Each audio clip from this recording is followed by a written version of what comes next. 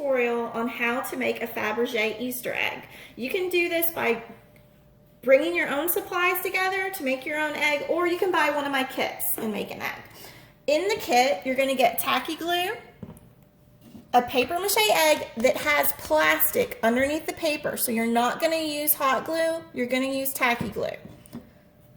Beads and charms, pom-poms, maybe some felt wool balls, some glitter glue, a quilly tool, and a bag of wool strips. Things that are not included that you're going to need to make the quillies are a 2-inch hand needle and thread. Please have your quillies made when you're ready to start your egg. So watch the standing wool quilly tutorial and that'll show you how to do these. Make up all your quillies and some of your standing wool, and then we're ready to start your egg. If you notice, I have different size quillies. Some are larger and some are really, really tiny and small. I have all my supplies ready to go. So we're going to start by taking your glue and gluing, putting a little bit of glue on the back of your quilly. Just go around it. You probably don't even need that much. I just used a lot. Spread it around with your fingers and stick it where you want it to go. I'm gonna stick mine right there. Okay. You're going to grab some of your standing wool. I forgot to cut off a little piece, so scissors are handy if you forgot to do that. You can trim as you go. All right, we are going to just go down the standing wool, the squiggly wool, with the glue. This can be a bit messy, but it's really fun to do, especially if you have like teenagers.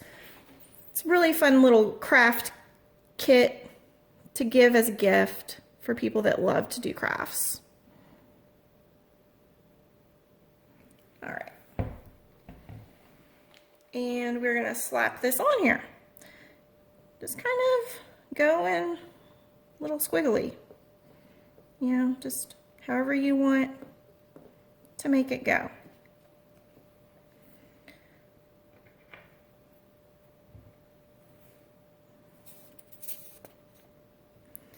So I'm taking a charm and I'm adding glue to the back of the charm.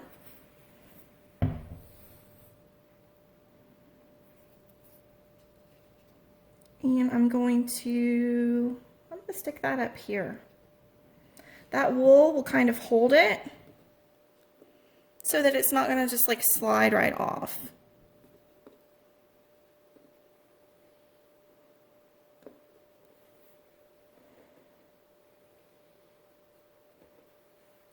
This is why it's good to have different sizes, because now I've got to fill in this space, and that's like a really small size, so I chose a small one to go there.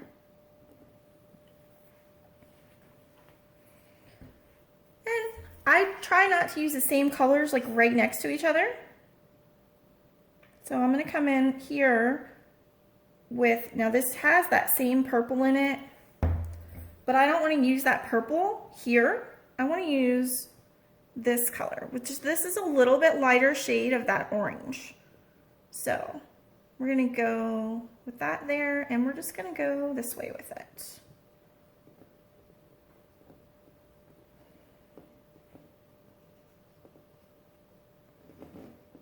And I'm just kind of curving it.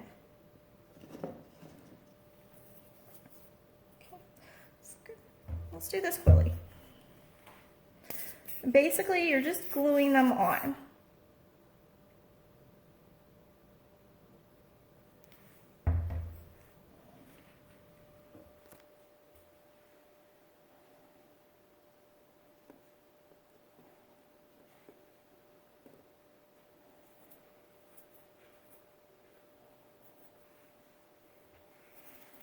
And you're just trying not to get the same colors right next to each other, unless you're doing a monochromatic egg where all you're using is like light wools, then that's fine.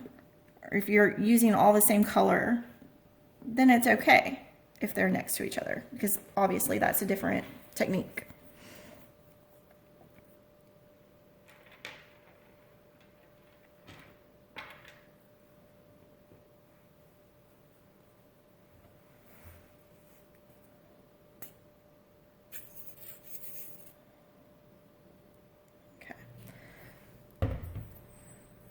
Now we're gonna pause the video here in a second, and it will probably resume on part 2.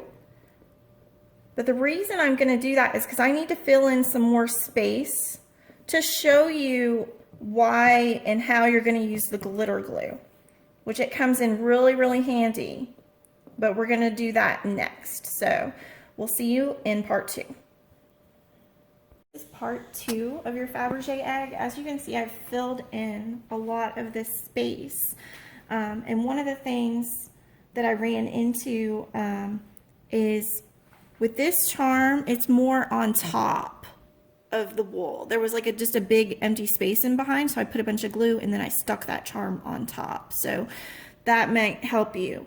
But now we have several spaces where you can see like the cardboard still. So those are the great spaces to use your beads in. And you're still going to use the tacky glue when you put those on. But another option, and that's why I include the glitter glue, is to just fill that space with some glitter glue. And that's going to cover up your cardboard. You can't see the cardboard anymore.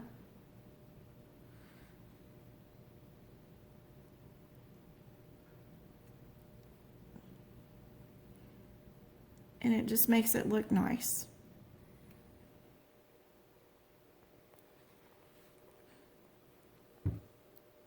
So that is the very last thing you do usually, is fill in space with your glitter glue.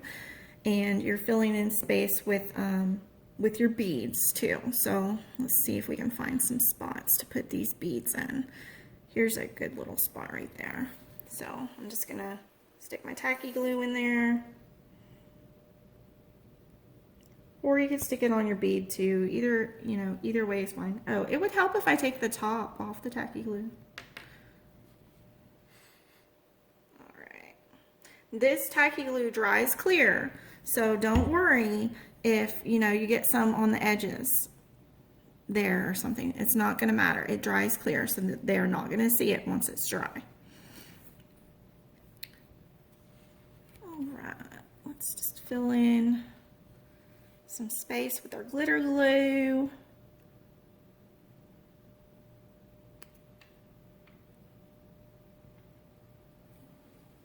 But that is the last step, and when you are totally done, you will be done.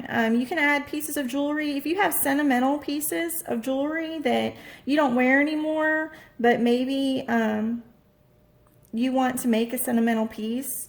For example, my husband, when we got married, our wedding bouquet, I made paper flowers, and I had charms on those paper flowers in the bouquets, and I used those charms in a Faberge egg.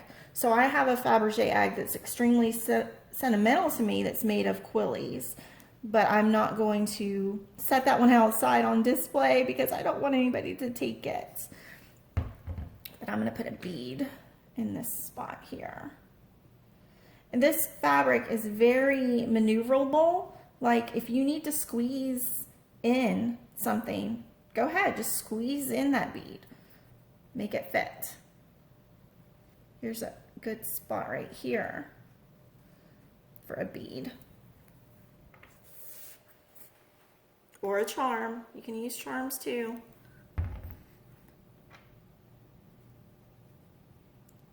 But your prettier charms and beads, I want those to be more focal pointy. So that's why I chose like to put this one here and then here. But that's all there is to it, folks. Once you're done, you're done. I don't do anything to the bottom. You may just fill in with some little quillies or some beads. Just make sure that it's still standing for you, because these are specific eggs so that they're going to be able to stand up for you and you can display them on your shelf. They're pretty hardy. I'd let them dry for about 24 hours.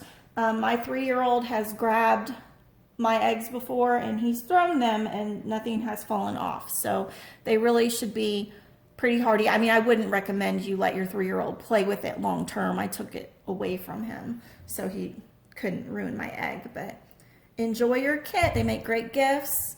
If you haven't bought a kit, you can use your own supplies and make one of these too, because you have a supply list. Have a great day. Thanks.